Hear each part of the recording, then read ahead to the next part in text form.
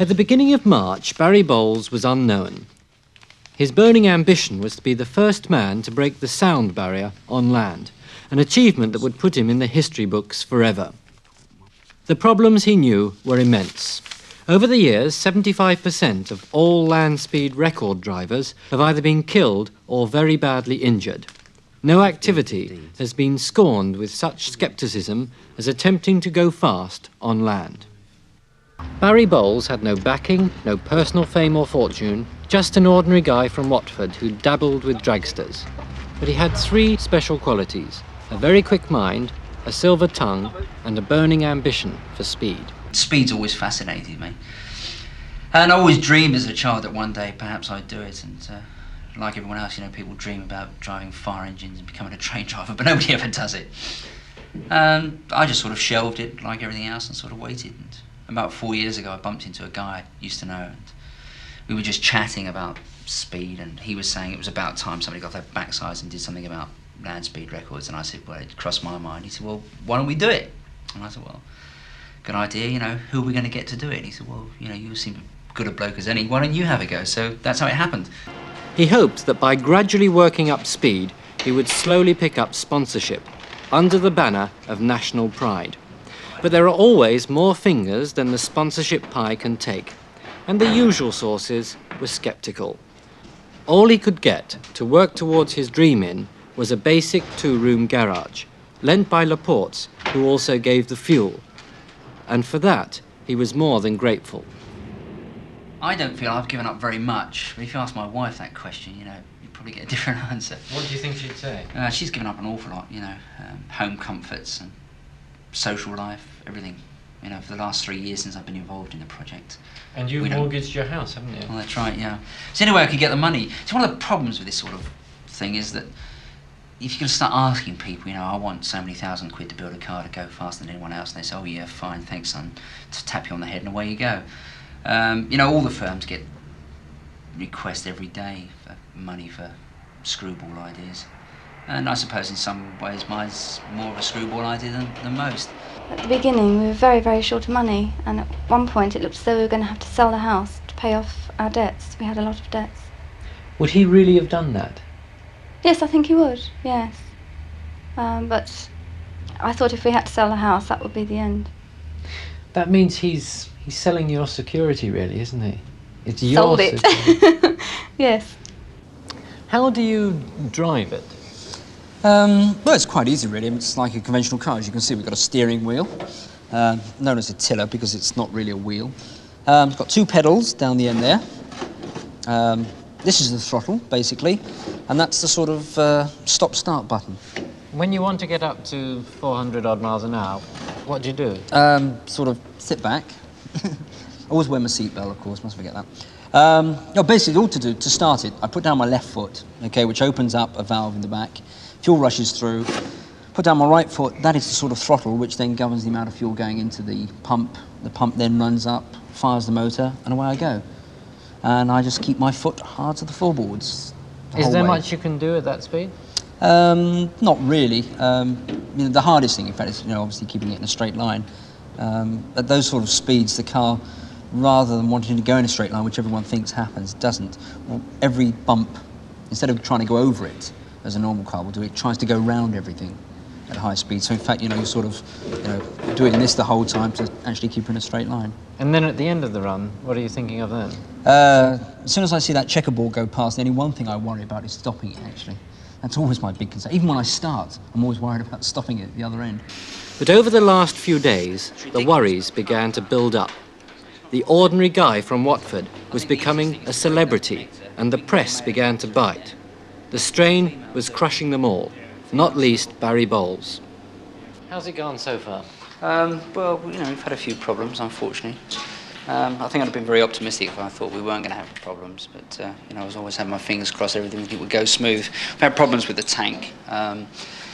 You seem a bit down, really. I'm a bit. You know, we're talking of, what, just over a week left and the car's still in pieces. I was hoping by this stage of the game to have the car completely rebuilt and ready to run, but it's one of those things. Will you work all night? I was hoping tonight, just for a change, to have an early night, but no doubt we'll still work on to the small hours. What we tend to do is set ourselves a target every day, and we don't leave until it's finished. You know, and if we've got to work till 2 o'clock in the morning, we'll work till 2. Are you nervous about the big day? No, not really. I haven't had time to think about it at the moment. I've got too many problems here to worry about what's going to happen on the day. Half a dozen fingers were crossed in front of the fire station when a pint and a half of HTP was driven towards the motor to check it out for creeps and leaks.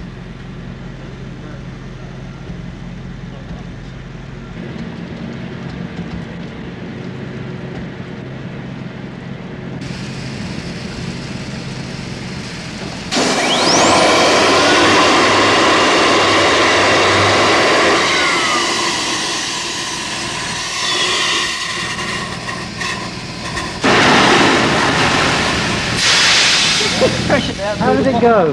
All right, good. It was all right, was it? It didn't do it till you shut down. You're pleased then? I don't know Yes, why I very did that. pleased. We are ready. That's it. All ready for Pendine? Don't get your Yes, just the final rebuilding the car. You looked a bit nervous handling that stuff. We Well, always you don't look pour it all happy. over your boots, otherwise you get spontaneous effects, don't you? Yeah. My feet would be on fire very by good. now if we'd have spilled it on our feet. It's fairly dangerous stuff, is it? Very dangerous. Yeah, beautiful So we, day. hence I the saw- clothing. Through that lever, and I thought she's not going to work. And then Yeah, I suddenly- don't look like this for the fun of it. And you're not normally a nervous character. No. But I treat this with a great deal of caution. How did the test go? Great, superb. It's just what we wanted, you know. Couldn't have been better. We're ready now. There's nobody going to stop us. That record's in the bag, I tell you.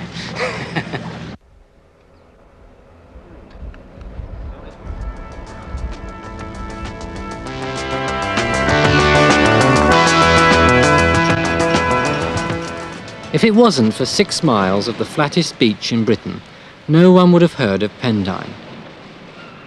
Since the early 20s, the smooth surface and firm sand have brought a long series of adventurers to this part of South Wales.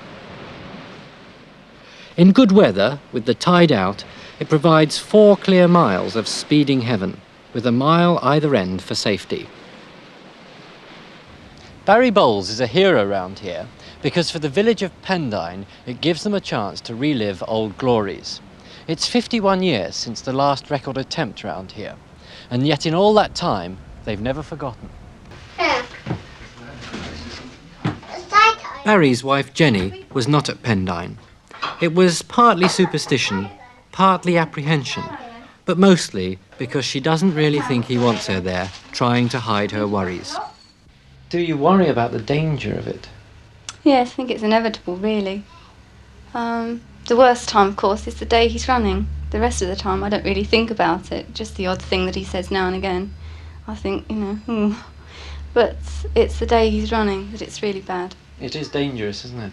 It is, yes, no getting away from it. He kids himself that, you know, there's no danger. And they're very careful about the way they fuel the car and everything like that. But there's still the danger, yes.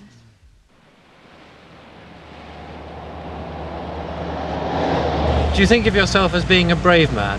No, You not must really. do. No, I don't. Oh, Barry, you no, must do. No way. You must I don't have- think bravery really comes into it. It's a mental attitude, I think, more than anything else, Bernard. It's the old, Would you it's the mind old if I... adage of saying, you know, if you really want to do something badly enough, you know, you don't think about courage or anything like that. The only emotion was the strong group feeling that at last they were ready. Is the car in tip-top condition now? Tip-top condition, it won't go better than it's going today. You've been tuning it? Yes, it's all ready. It will go as fast as it'll ever go.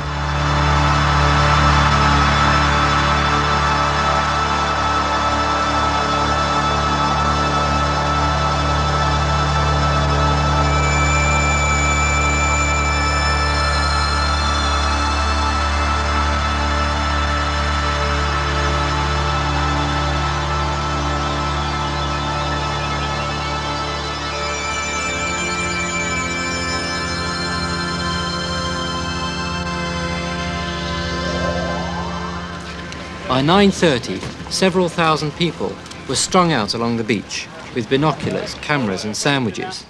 They'd all come to see one reasonably normal man break a record or die in the attempt. It was rather like waiting for presents until Christmas Day morning. Day after day of anticipation, all to be over in 10 seconds. Finally, the beach went amazingly quiet. The light wind dropped, and at 2:35 he went.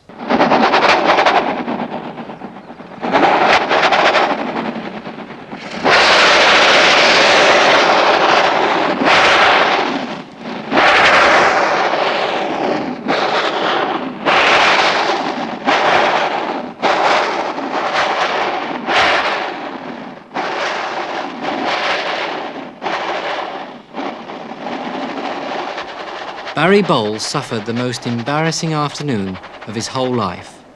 In front of a sceptical, ruthless press, his car had let him down. Are you going again, Barry? Is the NRV stuck?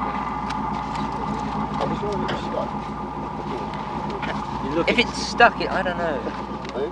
An air of complete depression hung on a sunny afternoon.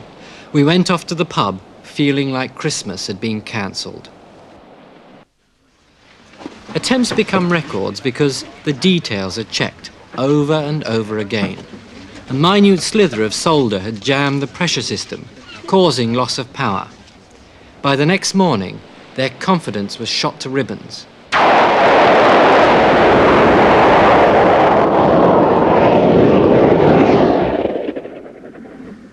But after a successful test, the mood changed again to euphoria.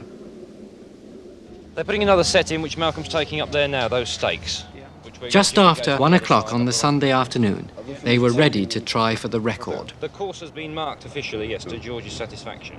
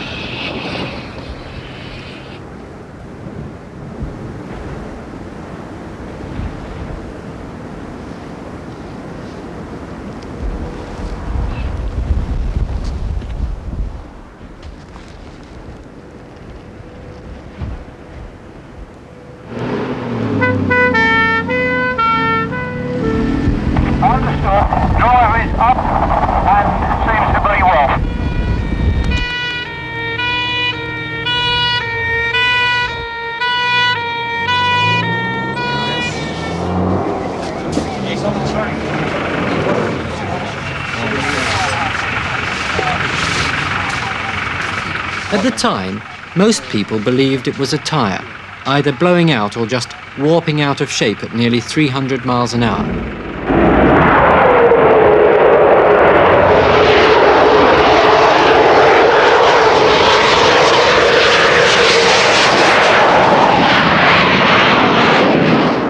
He swerved, steered straight, swerved and compensated. But at that speed, she had to go. Barry Bowles did much of the flying 500 airborne, the wrong way up.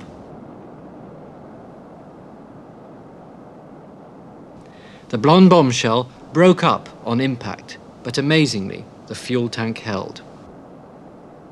I've just made history, Mike. First man to take a record upside down. Not take it. No, you have to take the record. Well, equal it. Oh, I'll settle for equally.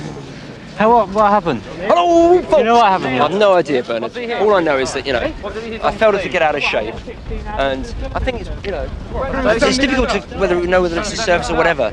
But, she started to snake, and I suddenly realised that I was losing traction. I suppose, being on sand, she started to skate. And I remember thinking, she's skating, then what do? Back off or keep your foot down? So I thought, I'll keep my foot down, I might better drive her out of it. And then suddenly I realised, she went sideways. And I thought, you're going to fly, boy. And next thing I know, over she went. And I can remember going on upside down and thinking, you really ought to back off. Did you think that was but it? I didn't. No, I didn't. No, I don't. No, really, Bernard. I can remember seeing, sort of sky, sort of there, and the ground up there, and thinking...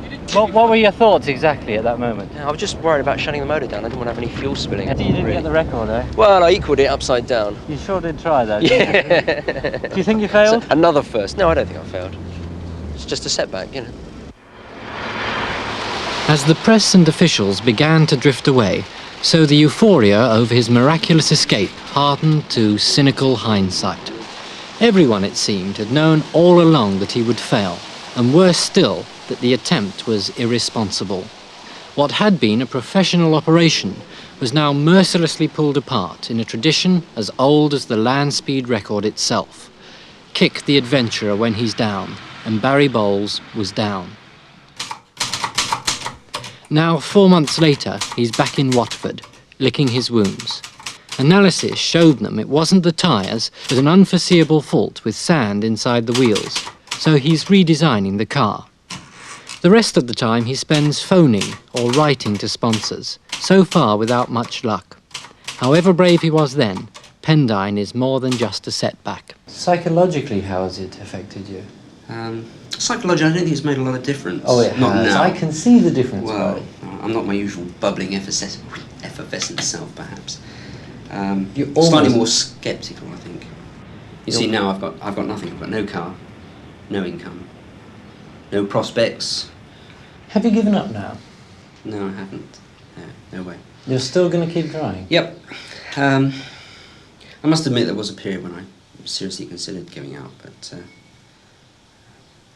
you know, my team won't let me. It's as simple as that. But it's cost you so much, hasn't it? Yeah, it has. It's cost me everything, really. Everything. Everything. You know, there were stories about Jenny, your wife, leaving you. Is she going to? I don't know. Things are not looking good at the moment. You know, it's a possibility. But that means you're alone, Barry. I know. I don't know. I don't know whether I'm really alone. Perhaps physically alone. But mentally, I'm amazed, really, the amount of support that I get from the general public. I mean, just walking down the street and such, like, you know, people sort of are always coming up to me and saying, you know, we think it's fantastic. You are going to go again, aren't you? You know, when we're going to see the new car. But is I mean, that I get enough? this. But I is don't that know. enough? I mean, I get things like this. A little girl up in Aberdeen who writes to me every week, sends me 10p a week out of her pocket money. She gets 25p a week. I get a little chatty letter from her every week. I think it's marvellous. Is it a substitute for those that are really close to you, though? I don't know. I am now completely committed to this thing. I mean, I've always been committed.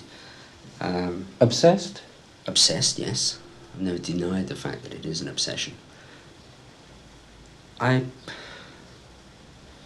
Perhaps at the end of the day, one day I will sit back and think, was it worthwhile? If I don't achieve my objective, then perhaps I may say, well, perhaps, you know, it wasn't worthwhile. If we do achieve the objective that we're setting out to do, then perhaps it will be worthwhile. But this is something I'm not going to be able to... I don't think I can give a sort of sound judgment on it now. You know, it's all too close and it's too recent. 2 or 3 years' time, I might feel different. But at the moment, as far as I'm concerned, it's worthwhile. Could you live with failure? No. No way. That's one reason why we can push on. We've got to. If I'm going to quit, I'm going to quit on top, not at the bottom.